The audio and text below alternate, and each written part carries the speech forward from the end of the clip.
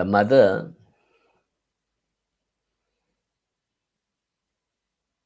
was always a difficult one to abandon, even in the early Vedic period, you know, with all the solidly masculine deities. It was a very difficult thing to abandon the mother. They saw the mother in the Saraswati river, they saw the mother in nature, they saw the mother in the sun, they saw the mother in the sky, they saw the mother everywhere. So there's a wonderful itihas story of Ram and Hanuman, right? So Ram, if you want to imagine, is the Indian archetype of the hero's journey from at least 3 to 5,000 BC. We don't know, right? This archetype. It could be even older. And it kind of gives a map of India and the cosmic world and teaches you about your Kundalini in different ways. And his most loyal warrior, soldier, friend was a monkey king called Hanuman. And, you know, this is one of the earliest sculptures from 3rd century showing Ram in exile and Lakshman, his brother, with him, talking to Hanuman when they're going to rescue Sita. I'll tell you that story one day, another day. But Ram, in one of the itihasas, decided to teach Upanishads, Vedanta, to Hanuman and all the people sitting. And last week we saw that the Vedanta was this big question of who am I, you know, what am I, what is my, you know. So Ram said that there's only one state that you need to think about. And he called it, and it later went into the Yoga Sutras of Patanjali as well, and he called it Kaivelium, right? Kaivelium, Kaivalyam. You'll hear it in yoga, in Patanjali's Yoga Sutras as well. Kaivelium means to be absolutely alone. There is nobody else but me. And therefore, I am the entire universe. It is a dissolution of me into everything, complete dissolution. That means that, so Ram says that the highest state one can achieve is Kaivelium, right? That means you become the universal mind. And we talked about that last time. And then when he asked him, he says, where are these teachings? He said that they are in the 108 Upanishads, right? And he said that if you study one Upanishad, you should study the Mandukya Upanishad, which we did last week, 2 weeks ago. But he also said that there's an Upanishad for every type of path to the divine, for every type of path, right? And there are actually 5 Shakti Upanishads from about 7th, 8th century BC, 6th century BC. And one of them was the one we're going to talk a little bit about today, which is the whole concept of Lakshmi. SAUBHAGYA Lakshmi Upanishad, it was called. And the chanting you heard at the beginning is from that period, from 7th century, 8th century BC, called the Sri Suktam, right? That is the chanting. If you notice, Guruji Amritananda and I taught you the Sri Suktam, which infused the Panchadasi and the other things together to create a power mantra. But it was basically 16 verses to the divine Mahalakshmi. So Lakshmi is considered, along with Saraswati and Aditi, or Amba, the oldest continuous goddess to exist in India. Lakshmi, right? Remember, the whole purpose of Sanatan Dharma, of Upanishads, of Tantra later, of everything, is to get you to the Turiya state. Remember? Yes? How can I get to the Turiya state or the source of everything? So, if you looked at it from the Mandukya Upanishad point of view, the three states are Jagrat, Sapna, Shushupti, Turiya. Coming into being, living and existing, dissolving and dying, and then in the vast nothingness, Turiya. The idea of the goddess, the immanent goddess, the womb of the mother we live in, is the same principle. The black space around you is considered to be Kali. The red rim is the stula, is the body, it's the flesh, it's a spectrum into gold.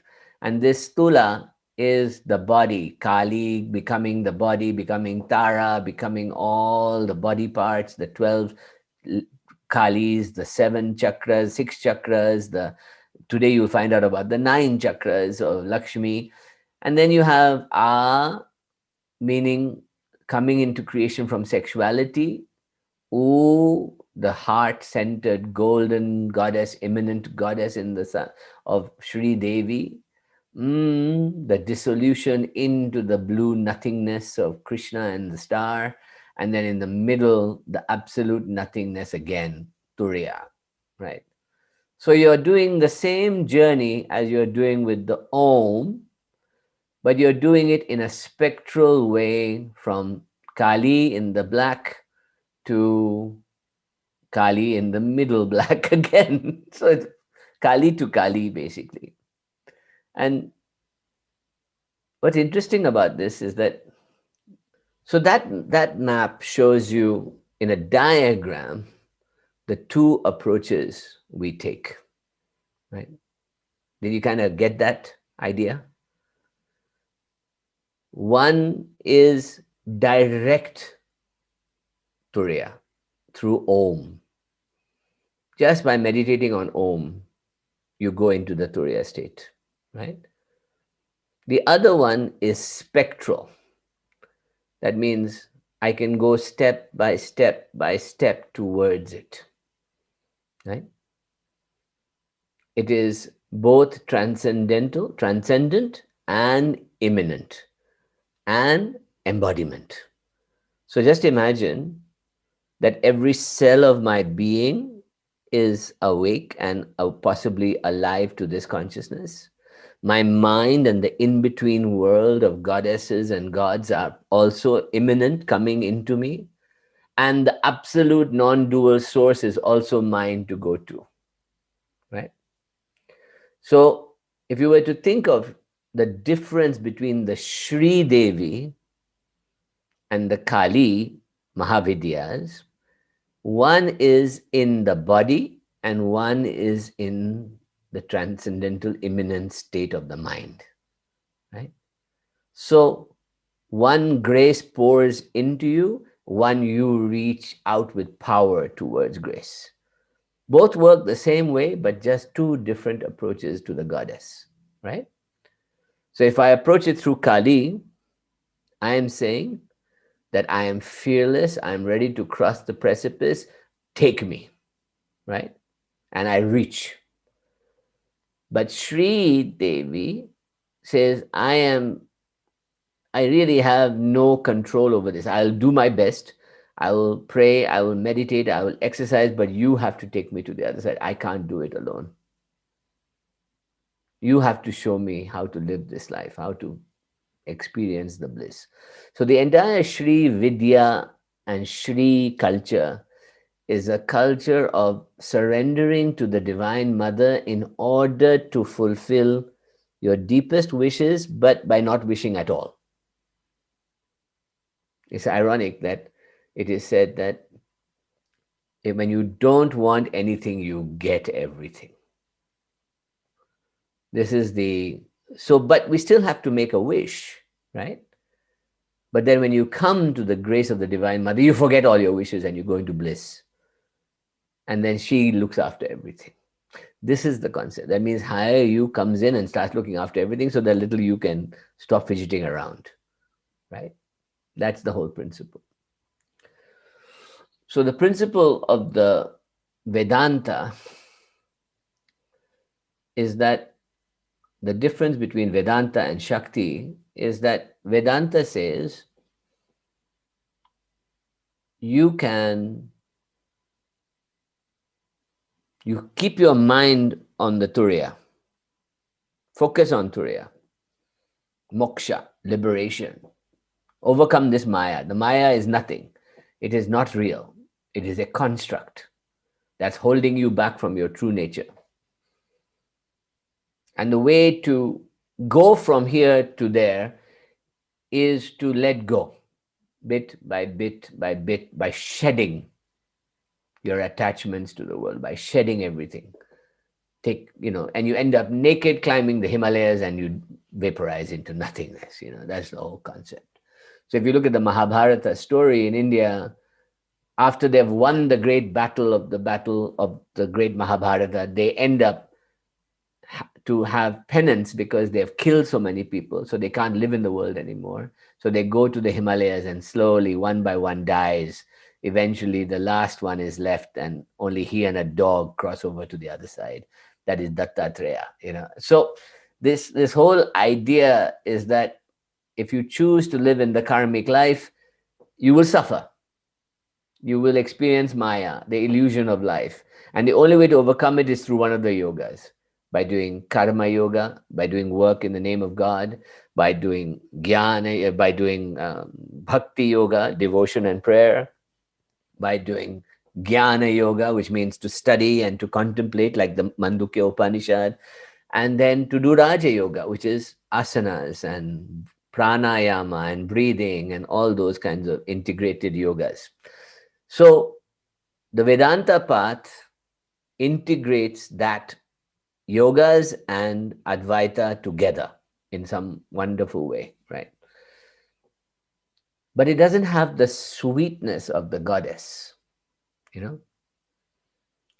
So the Shakti path, which also takes you to the same Kaivelium, to the same Turiya, right,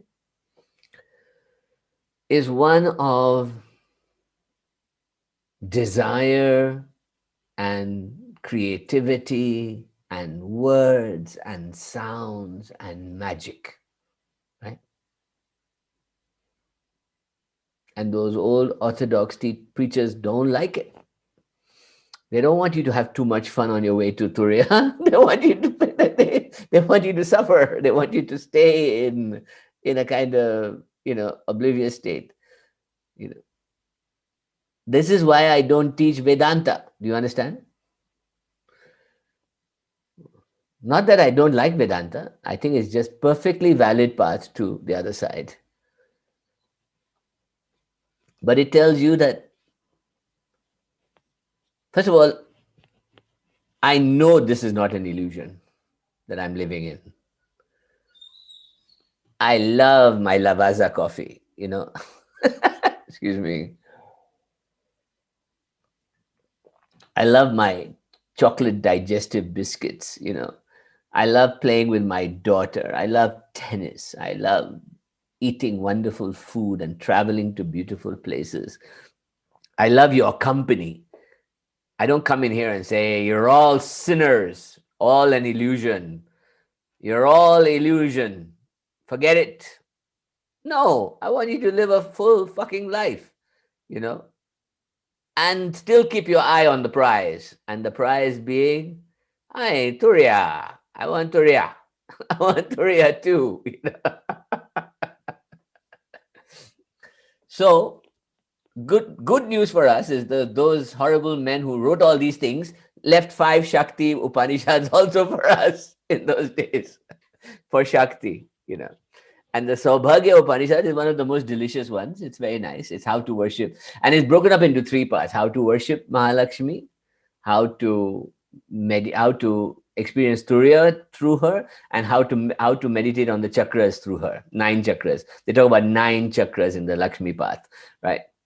So it's going to be some new information, but don't. It's not confusing. It just adds a couple of new extra spots for you to enjoy, and that's all. They consider the uvula a chakra. The uvula is the chakra. That's why Khechuri is so important. The uvula is a chakra. They have 2 extra chakras that you didn't know you had, basically. And so, but you can imagine, like, if you think back to 324 AD and the Council of Nicaea, you had at least 200 churches of Jesus Christ around the Mediterranean, in Egypt, in Greece, in Rome, everywhere. And the Emperor Justinian decided that it was time to have a conference and decide which one makes the Christian doctrine, right? And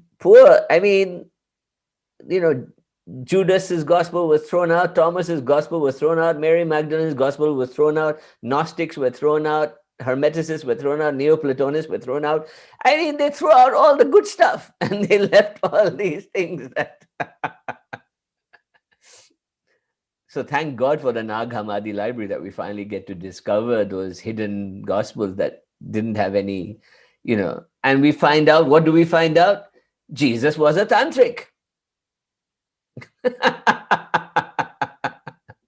He wanted you to experience the bliss of the Amrit in your mouth, of God, the Father, His Holy Spirit. He wanted you to discover it. What did he tell everybody? Leave your families and join me on this journey. Give up the constructs of your life and liberate yourself here and now. If that's not tantric, I don't know what is. That's pure tantra, baby. The Gospel of Thomas is just one big tantric book. It's just like So same thing was happening in India, is that goddesses by the 6th, 7th century of BC, goddesses were getting married off to gods, were getting, roles in civilization as mothers or as demonic ones that you keep away from, but they can cure diseases, and things like that. And they get this new relegation that starts happening. And one that is allowed to thrive because guess what? It gets, the crops grow better, gold comes, armies come, is Lakshmi. Lakshmi is allowed to exist because Lakshmi is the one that fulfills all the needs of the kings of the time, like, oh, yes, we need gold, we need horses, we need elephants, we need soldiers. Lakshmi, please help us, and so she gets if I'll translate it for you, but the Sri Suktam, 1/3 of it is asking for weapons and arms and tools to deal with, your enemies and how to deal with it. But Lakshmi's fundamental teaching is that only those who don't want will get. Isn't that interesting? Only those that don't want will get. The more you don't want, the more you'll get.